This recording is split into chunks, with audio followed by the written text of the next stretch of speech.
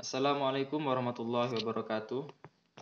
Baik, kali ini kita akan belajar bab 5 tentang nabi. Nah, di sini kita akan belajar Nabi Hud, Nabi Saleh, dan Nabi Ibrahim.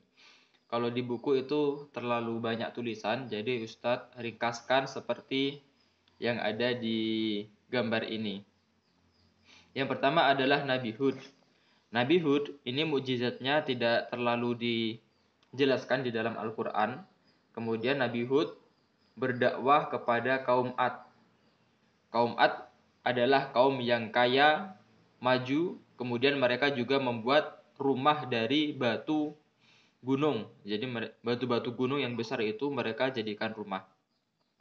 Nah, kaum Ad ini menyembah berhala, sehingga Nabi Hud berdakwah supaya mereka menyembah Allah.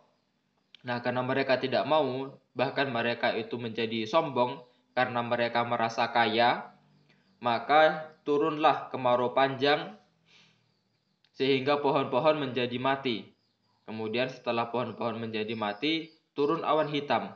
Nah, awalnya kaum Ad ini mengira awan hitam ini akan menjadi hujan, akan turun hujan. Tetapi mereka salah, ternyata awan hitam ini datang membawa angin topan selama 7 hari 7 malam, sehingga kaum Ad ini diporak-porandakan oleh angin topan tersebut. Kemudian yang kedua adalah Nabi Saleh. Nabi Saleh ini memiliki mukjizat, yaitu unta betina. Jadi unta betina ini keluar dari celah batu. Unta betina yang keluar dari celah batu. Unta ini bukan unta biasa, tetapi unta yang istimewa. Karena dari unta ini, air susunya itu bisa dikonsumsi oleh banyak orang. Laki-laki, perempuan, kemudian anak-anak, orang tua, semuanya dapat bagian. Nah, untanya Nabi Saleh ini juga ketika unta ini datang ke suatu tempat, maka hewan-hewan yang lain itu menyingkir. Nah, inilah keistimewaan unta dari Nabi Saleh. Nah, ini merupakan mukjizatnya Nabi Saleh. Nabi Saleh diutus untuk berdakwah kepada kaum Samud. Kaum Samud adalah kaum yang kuat. Mereka mengukir rumah di gunung-gunung. Jadi gunung batu yang besar diukir oleh mereka dan mereka jadikan rumah. Mereka juga menyembah berhala. Kemudian Nabi Saleh datang untuk menyeru dakwah kepada mereka. Tetapi mereka tidak mau, malah mereka justru membunuh unta tadi, unta betina yang keluar dari batu tadi, mereka bunuh sehingga turun hukuman dari Allah, turun azab dari Allah berupa suara petir yang sangat dahsyat yang menghancurkan rumah-rumah mereka sehingga kaum Samud ini jatuh bergelimpangan. Kemudian yang ketiga adalah Nabi Ibrahim.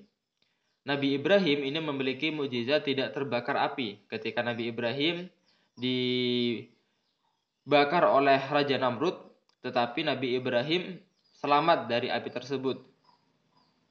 Karena Allah Subhanahu wa taala berfirman, "Ya naru kuni bardan wa salaman ala Ibrahim." Wahai api, jadilah dingin atas Nabi Ibrahim. Nabi Ibrahim itu berdakwah kepada kaum Kaldan. Kaum Kaldan ini berada di sebuah kota yang namanya kota Ur di Irak, yang dipimpin oleh Raja Namrud. Nah, Raja Namrud ini merupakan raja yang sombong, sehingga ketika Nabi Ibrahim ini lahir, Nabi Ibrahim ini dimasukkan ke dalam gua supaya tidak ketahuan oleh Raja Namrud. Kalau ketahuan ada bayi laki-laki yang lahir, maka akan segera dibunuh. Nabi Ibrahim adalah nabi yang cerdas, sehingga Nabi Ibrahim bertanya-tanya. Sering bertanya mencari Tuhan ketika masih muda. Bertanya ketika melihat bintang, mengira itu Tuhan. Melihat bulan, mengira itu Tuhan. Melihat matahari, mengira itu Tuhan. Tetapi akhirnya atas bimbingan Allah Subhanahu wa taala, Nabi Ibrahim menemukan Tuhan. Nah, Nabi Ibrahim juga pernah melakukan suatu tindakan yang sangat hebat ya. Jadi Nabi Ibrahim ini menghancurkan berhala-berhala yang ada di kota ini. Jadi ada berhala banyak di kota ini dihancurkan oleh Nabi Ibrahim dan disisakan satu berhala yang paling besar. Nah, berhala yang paling besar ini diletakkan kapak di berhala ini.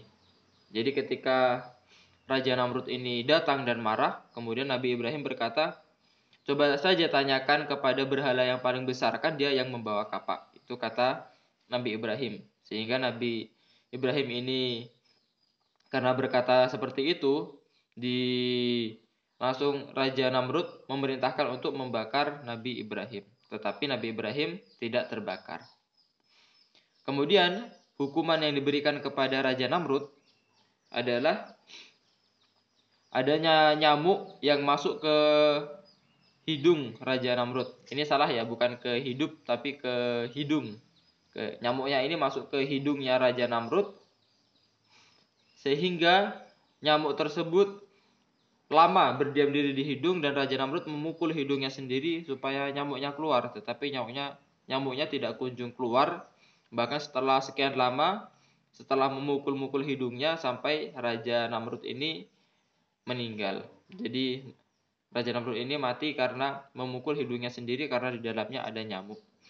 Nah, itu saja untuk Nabi pada hari ini, penjelasan nabi-nabi. Jadi ringkasan ini bisa ditulis oleh adik-adik. Kemudian ralatnya yang ini ya, yang hukuman kepada Raja Namrud itu nyamuknya masuk ke hidung, bukan ke hidup, masuk ke hidung. Nah, mungkin itu saja yang dapat Ustaz sampaikan. Terima kasih. Wassalamualaikum warahmatullahi wabarakatuh.